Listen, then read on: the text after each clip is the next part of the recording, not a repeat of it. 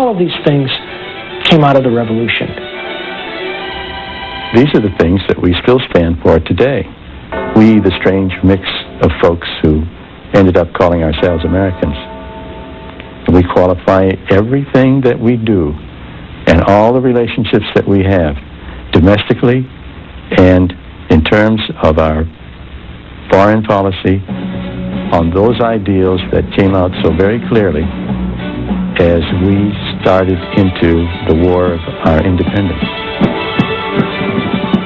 So many aspects of what Americans are today can be seen here in this revolution. Our tendency to go wildly optimistic about things and go flying off in all directions. We love liberty, but we also love authority. We fought to free everybody in America, but we still had a lot of slaves, which it took us another 100 years to solve. Our ability to come back from incredible discouragements and finally win the last battle.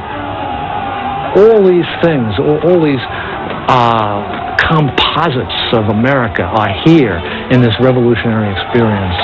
And it's also a great story. It's a great drama.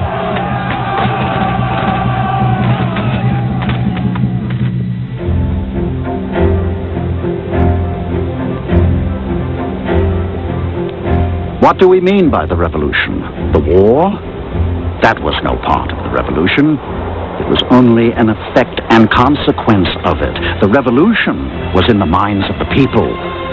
And this was effected from 1760 to 1775 in the course of 15 years before a drop of blood was drawn at Lexington. John Adams.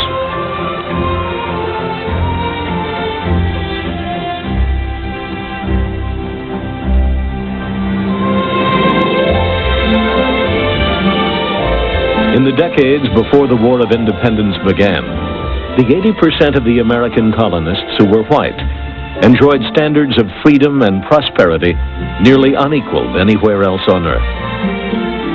The riches of a vast, untamed continent were theirs for the taking. We can't look at America today and even begin to imagine what it was like then. First of all, there were only 2.5 million people, spread all the way from Maine to Florida, and they were all close to the ocean. There were 4 cities that had a population of over 10,000. The rivers themselves were obstacles to movement on the land. There was no bridge across any major river. The rivers were highways leading from the ocean inland, but obstacles to movement if you wanted to go from one colony to another colony. It was wooded. A squirrel could have traveled to every acre in the 13 colonies and have never touched ground, just going from tree to tree to tree. The colonists saw themselves as the freest people in the world, living in the kind of society envisioned by 18th century philosophers. Land was cheap, it was available, society was fluid, the social ladder was short, but it was shaky too.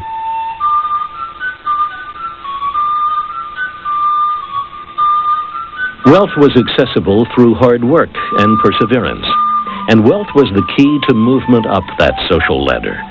For over 3 decades, beginning in 1732, a self-made Philadelphia printer and writer named Benjamin Franklin reflected that colonial attitude in his popular magazine, Poor Richard's Almanac.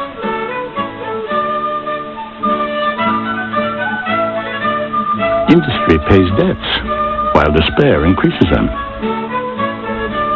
God helps those that help themselves. There are no gains without pains. Ben Franklin. Theirs was the age of enlightenment, and the ideas of great minds, guided by reason, dominated thought in Europe. Nearly 70% of the colonists were English or of English descent, and they looked to England, the strongest nation on earth, for cultural, social, and political direction.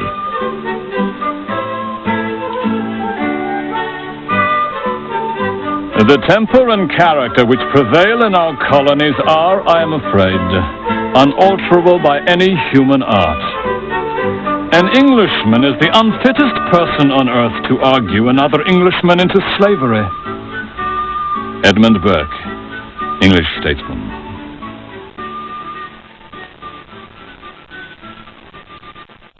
Yet true slavery was an undeniable fact of colonial life, although concentrated in the South, where the principal crop was labor-intensive tobacco.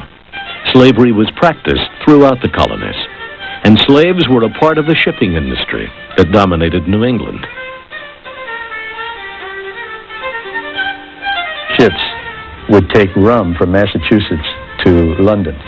They would drop down to Africa, pick up slaves, and take them across to the West Indies, where they dumped the slaves. They picked up molasses and brought that molasses up to New England, where it would be used to distill rum. They then picked up rum, and the cycle started again. By 1750, Massachusetts exported more than 2 million gallons of rum a year.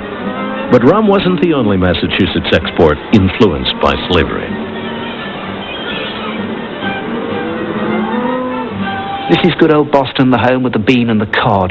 The bean was the Boston bean, which was grown to feed the slaves in the West Indies.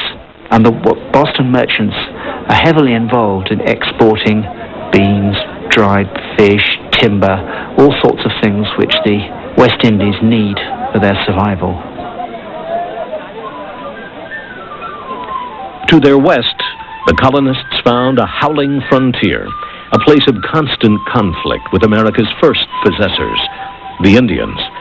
And in 1754, 2 decades before the start of the American Revolution, that frontier became the battleground for a full-scale conflict known as the French and Indian War.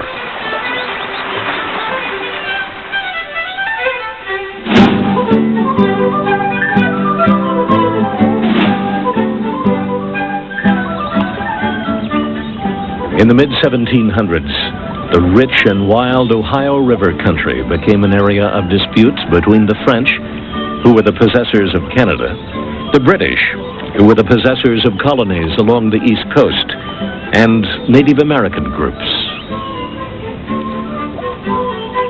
One of the reasons why the colonists, the American colonists, clung to the British during most of the time that they were here in North America was this fear of French encroachment with the help of the Indians.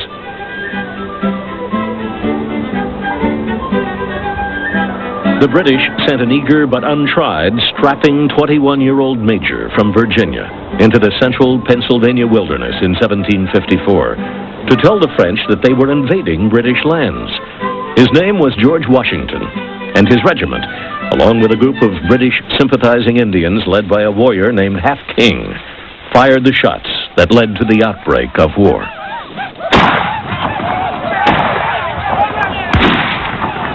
I heard the bullets whistle, and believe me, there is something charming in the sound. George Washington, 1754. The Virginians discharge a volley or two, rush into the camp. The French, those who were not wounded or killed instantly, try to run out of the camp, but Half King and his warriors are on the backside of the camp, so everyone is captured or killed except for 1 or 2 soldiers who make it back to spread the word. Jumonville, the commander, is initially captured and would have been kept hostage or interrogated. However, at this point, the Half King strode up to Jumonville and, probably with a club very similar to this, struck him down right in front of Washington, and that was it. Weeks later, the French and their Indian allies forced Washington surrender at his hastily constructed fort. But unbeknownst to him, the surrender document, written in French, accused him of assassinating a French diplomat, namely Jumonville. He signed the document. So George then became catapulted onto the international scene as a character who had wantonly shot down this poor innocent Frenchman who was, of course, nothing of the sort. The causes of the war, of course, were much more profound. The British had decided that they were just not going to put up with the French in Canada.